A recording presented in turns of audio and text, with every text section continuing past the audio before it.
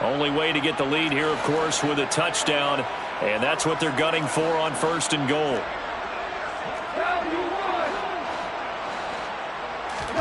Goff now looks to throw.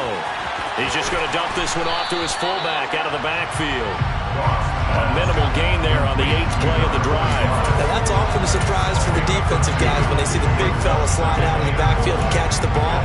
Not something they usually go over in practice very often.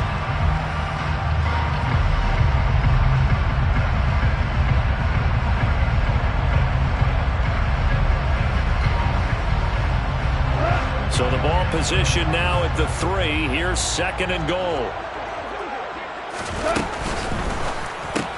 Open man right side is St. Brown. And he is going to lose yardage here. It'll go down as a 2-yard loss, and it brings up a 3rd down. I thought that wasn't a bad time to call the screen. I thought late game, down on the scoreboard, had to figure they were expecting a pass downfield. Yeah, so the edge rushers, they're coming. That could have hit big. You're right. Good recognition defensively to snuff that one out. Now Goff on 3rd and goal. Into heavy traffic, and it's intercepted. Picked up by Anthony Harris. And the Eagles are going to take over here on the INT at their own 5-yard line. Brandon, offensively, this has been a tough day for them. Trying to find a place to throw the football. It's been extremely difficult. I've got to give a lot of credit to the secondary, especially the corners who've had the receivers on lockdown. It'll be Sanders to begin the drive. And he is going to lose yardage here. 2 yards the loss, 2nd and 12. Got to figure now, after getting that turnover, they're just going to be happy to keep the ball on the ground, right? This is where covering the football, taking care of the ball, all the ball security terms that have ever been used, they come into play for the guys on offense right now. Just take care of it, and they've got a good chance of ending up winning this game. Now he's going to swing this one out to his running back. And he'll get it up a little shy of the 15. They'll spot him down at the 14-yard line. They get 11 back on that one. It leads to 3rd down. And we see another pitch and catch there to the running back. This position just continues to evolve. They become just as critical to the passing attack as a lot of receivers, tight ends, because their ability to make people miss in the open field can really generate big plays for offense. They're looking for a lane, but none to be found for Sanders as they stop him short of the line to gain. Seems pretty obvious defensively a key was stopping the run game. How have they done it so successfully? To me, it seems that these guys really did a nice job of paying attention during the scouting report meeting. And you know, Brandon, when they do those, they talk about the top plays that these guys like to run. The best runs for the top running back, those are the ones you focus on and want to take away. And they've done that pretty successfully in this game.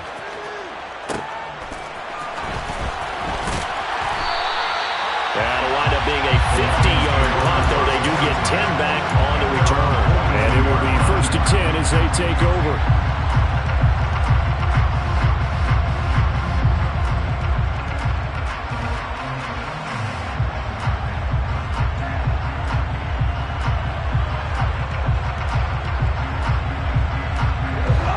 The Detroit offense ready to begin their drive. Their defense accomplished step 1 of the mission. They forced the punt. Now they'll look to erase that deficit and take a 4th quarter lead. They go back to the air here after the INT on the last drive. Going underneath, he's got Hockenson on the move past the 40. And they'll get this well past midfield before being stopped just before the 35. 22 yards on the catch and run, a 1st down.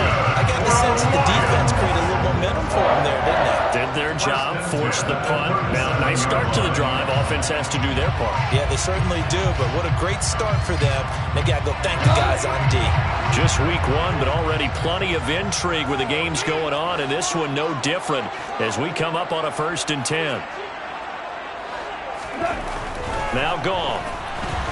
Flushed it, and he's going to have to eat this one as down he goes. That sack courtesy of the effort of Hassan Reddick. It's been quite the impressive career resurgence for Hassan Reddick. Focusing now more on rushing the passer, the linebacker has 23.5 sacks in his last 2 seasons. Throwing on 2nd and long. Goff. And he is going to be taken down. They got it. As that is going to take us to the 2-minute warning.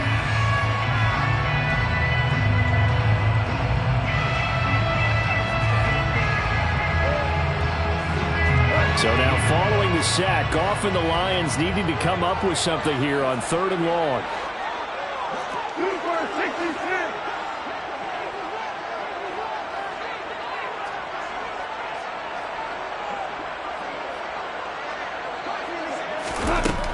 Out of the gun now on 3rd down. And he will not be able to hang on through the contact. It's incomplete. The coverage strong, and now it's 4th down. With that incompletion, reality is staring them right in the face. This entire game is down to the next snap.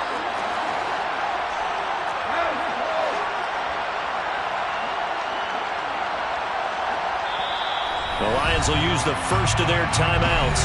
That'll leave them with 2 remaining. We'll be back after this.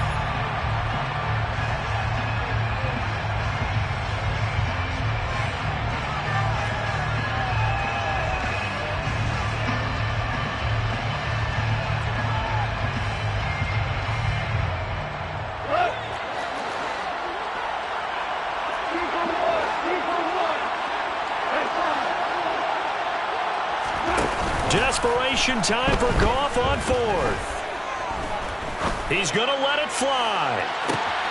And yet again, Goff is intercepted. It's Chuck Clark picking it off. And the Eagles have just about sewn up this football game. Well, you knew you had to take some chances here with the clock winding down, needing a touchdown to win it, and that one might have just sealed their fate. Yeah, and that's the nature of the 2-minute drill. The offense trying to go downfield and make their plays. But defenses, they're sitting back watching everything that they do, but not too far back. They want to be in position to make a play on the ball, and that they did. The Lions now going to use the second of their timeouts as they'll talk things over prior to this upcoming 2nd down play.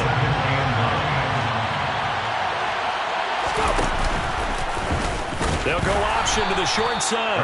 And here's another tackle made at the line, so they're converging well on the football now. Now the defense will burn their 3rd and final timeout as they'll get it with just over 90 seconds to go in the ball game.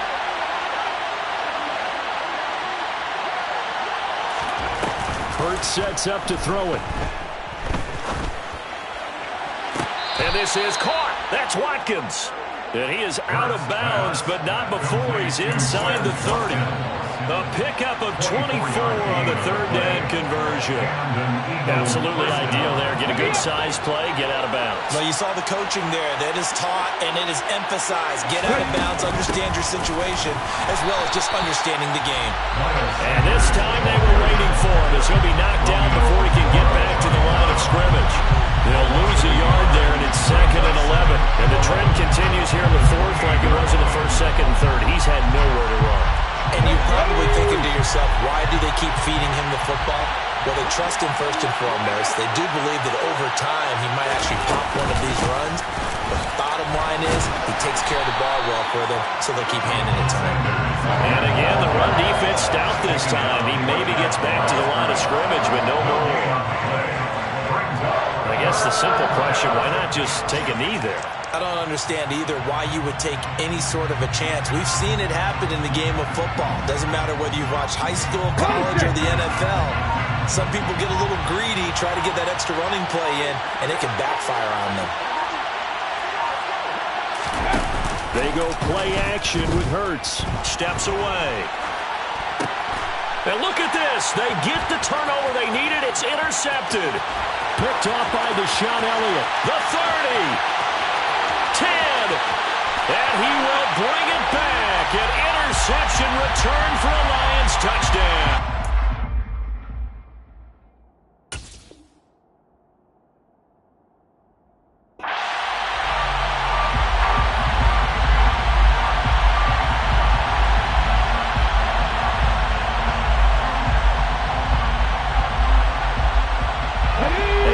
Time for a roughing penalty, and they get the gift of a 1st and 10. Hurts a handoff to Sanders. 2 yards on the carry there. It'll be 2nd down. Well, CD, always a little extra excitement for Week 1, and one of our early window games here in Week 1 on a Sunday comes to a close. Good to be back in the booth with you, my friend. And it's good to be back in the booth with you as well. And we know that not everyone's going to start the season 1-0, right? Half the league is going to have a loss on their record. But everyone's going to have to build off of that opener. And how many coaches tell us every single year, you make your